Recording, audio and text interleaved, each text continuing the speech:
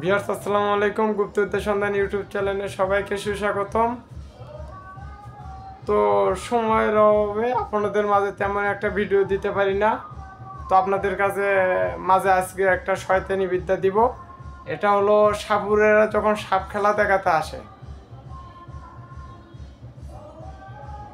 তখন ওদেরকে বান্দর খেলা দেখায় দিবেন। আমার যারা শিষ্য আছে তারা তো বাহাদুরি করবে, এটাই স্বাভাবিক। ওরা যখন সাপটা ছেড়ে দিবে, ওরা একটা গোল বাউন্ডারি দিবে। ওই বাউন্ডারির ভিতরে, ওই বাউন্ডারির ভিতর থেকে সাপ বাইরে যাইতে পারবে না। এই বিদ্যাটা আমার কাছে আছে।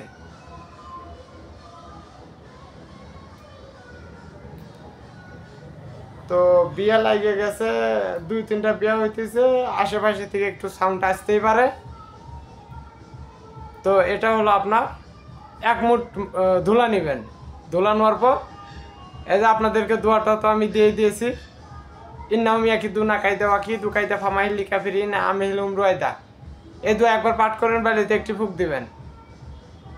7বার পাঠ করবেন, 7টি ফুক দিবেন। ধোয়ার পর ওই সাপের দিকে লক্ষ্য করে বালুটা ছিটাই দিবেন।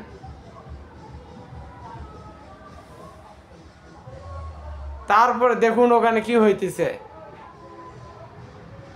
এটা আমার মুখের কথা না, আপনারা করে দেখুন। আমি কখনো ইউটিউবে উল্টাপাল্টা ভিডিও দেই না। ও সাপ বাঁশকে উঠাতেই পারবে না।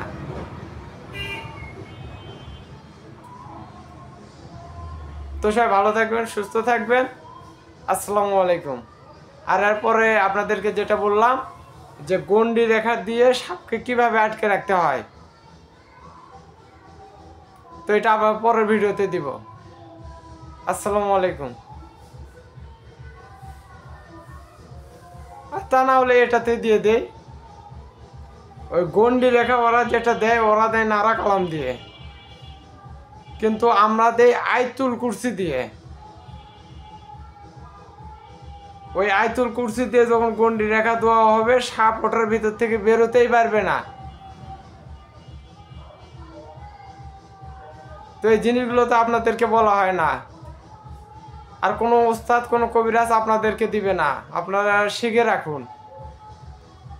হাজার হাজার বিদ্যা আছে আমার কাছে, শয়তানি বিদ্যা, কুফুরি, কাফেরি, পাথরের শক্তি, গাছের শক্তি, টোটকা। তো দিব আপনাদের মাঝে, আস্তে আস্তে দিব। তো সবাই ভালো থাকবেন, সুস্থ থাকবেন। আসসালামু আলাইকুম।